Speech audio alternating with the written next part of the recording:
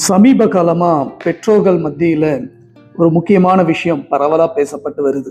அது என்னன்னா டிஎம்ஐடி, டெர்மட்டோகிளைஃபிக்ஸ் multiple intelligence test. இது சார்ந்து பெற்றோர்கள் வலைதளத்தில் தேடும்போது, இல்லை யூடியூப்ல, சோஷியல் மீடியாவில் இதிலெல்லாம் இதை பற்றி தெரிஞ்சுக்கலான்னு தேடும்போது அவங்களுக்கு நிறைய விதமான கருத்துக்கள் அவங்களுக்கு வந்து சேருது. ஒரு சில பேர் இதை ஆதரிக்கிறாங்க, ஒரு சில பேர் இதை எதிர்க்கிறாங்க, ஒரு சில பேர் இது கைரேகை ஜோசியம் மாதிரி இப்போ மாடர்னா வந்திருக்கு அப்படிங்கிற கருத்துக்கள் எல்லாம் அவங்களுக்கு வந்து சேரும்போது இது சரியா, இது தப்பா, இதுல உன்னோட உண்மை என்ன அப்படின்னு தேடக்கூடிய பெற்றோருக்கு ஒரு கிளாரிட்டி கொடுக்கறதுக்கான பதிவு தான் இது. சரிங்களா?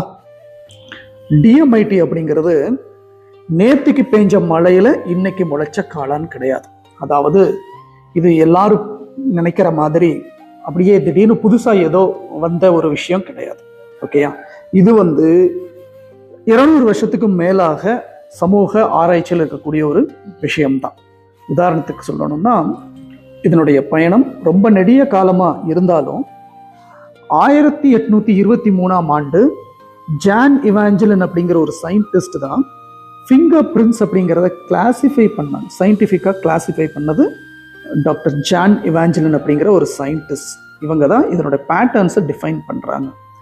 தொடர்ந்து நடக்கக்கூடிய ஆய்வில் 1892ஆம் ஆண்டு சர் பிரான்சிஸ் கால்டன் அப்படிங்கிறவர் ஃபிங்கர் பிரிண்ட்ஸ் அப்படிங்கிறது ஒவ்வொருத்தருக்கும் யூனிக்காக இருக்குது, அதாவது தனித்துவமாக தனிப்பட்ட முறையில் வேறுபட்டு இருக்குது அப்படிங்கிறதையும் அவருடைய ஆராய்ச்சியில் நிரூபித்தார்.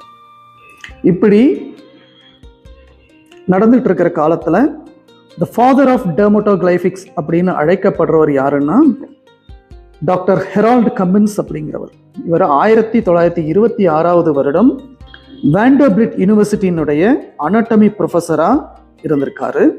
இந்த காலகட்டங்களில் அவர் நோட் பண்ண விஷயம் என்னன்னா, டவுன் சிண்ட்ரோம், அதாவது மூளையில் இருக்கக்கூடிய ஒரு பிரத்யேக பிரச்சனை உள்ளவங்களுக்கும் நார்மல் பீப்புளுக்கும் இருக்கக்கூடிய இந்த ஃபிங்கர் பிரிண்ட் பேட்டர்னில் இருக்கக்கூடிய சில வித்தியாசங்களை கவனிக்க ஆரம்பித்தார்.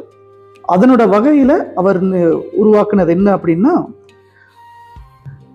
இந்த ஆய்வினோட முடிவில் அவர் இந்த ஃபிங்கர் பிரிண்ட்ஸுக்கும் பிரெயினோடைய டெவலப்மெண்ட்டுக்கும் டைரக்டாக லிங்க் இருக்கு அப்படிங்கிறத உறுதிப்படுத்தினார். அதாவது ஃபிங்கர் பிரிண்ட்ஸை ஸ்டடி பண்ணோம் அப்படின்னா பிரெயினுடைய டெவலப்மெண்ட்டு எந்த அளவுக்கு டெவலப் ஆயிருக்கு அப்படிங்கிறத நம்மளால புரிஞ்சுக்க முடியும் அப்படிங்கிறத அவருடைய ஆய்வுபூர்வமாக அதிகாரப்பூர்வமாக அவர் நிரூபிக்கிறார்.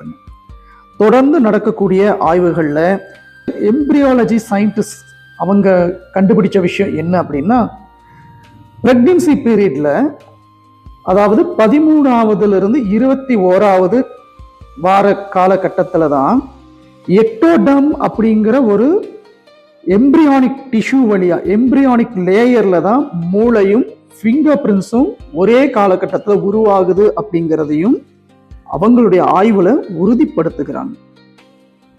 அப்புறம் 1981ஆவது வருடம் Nobel prize winner doctor Roger Sperry அப்படிங்கிறவர் ஸ்பிளிட் பிரெயின் தியரி அப்படிங்கிற ஒன்றை எஸ்டாப்ளிஷ் பண்றாங்க. ஆனா இவர் தான் ரைட் பிரெயின் லெஃப்ட் பிரெயின் அப்படிங்கிற அந்த தியரியை இன்ட்ரடியூஸ் பண்றாங்க. அதாவது பிரெயின் அப்படிங்கிறது 2 ஹெமிஸ்பியர்ஸ்ல இருக்குது. இதில் லெஃப்ட் பிரெயின் அப்படிங்கிறது மேத், லாங்குவேஜ், இது மாதிரி விஷயங்களை கண்ட்ரோல் பண்ணுது அப்படின்னும், ரைட் பிரெயின் அப்படிங்கிறது கிரியேட்டிவிட்டி, எமோஷன், ஆர்ட்ஸ், இது மாதிரி விஷயங்களை கண்ட்ரோல் பண்ணுது அப்படிங்கிறதையும் ஆராய்ச்சியில் உறுதிப்படுத்தினவர். அதுக்கப்புறம் 1983ஆவது வருஷம் ஹார்வர்ட் யூனிவர்சிட்டியினுடைய ப்ரொஃபஸர் டாக்டர் ஹோவர்ட் கார்டனர் அப்படிங்கிறவர் மல்டிபிள் இன்டெலிஜென்ஸ் தியரி அப்படிங்கிறதையும் இன்ட்ரடியூஸ் பண்ணார். அதாவது மனிதர்களுடைய நுண்ணறிவு, இன்டெலிஜென்ஸ் அப்படிங்கிறது ஒரே வகையான ஐக்கியூ சார்ந்தது அல்ல, அது 8 விதமாக வேறுபட்டு இருக்குது. அதன் அடிப்படையில் ஒவ்வொரு மனிதனுடைய திறன்களும் வெவ்வேறு வகையில தான் இருக்கும் அப்படிங்கிறத டாக்டர் ஹோவர்ட் கார்டனர் உறுதிப்பட நிரூபித்தார்.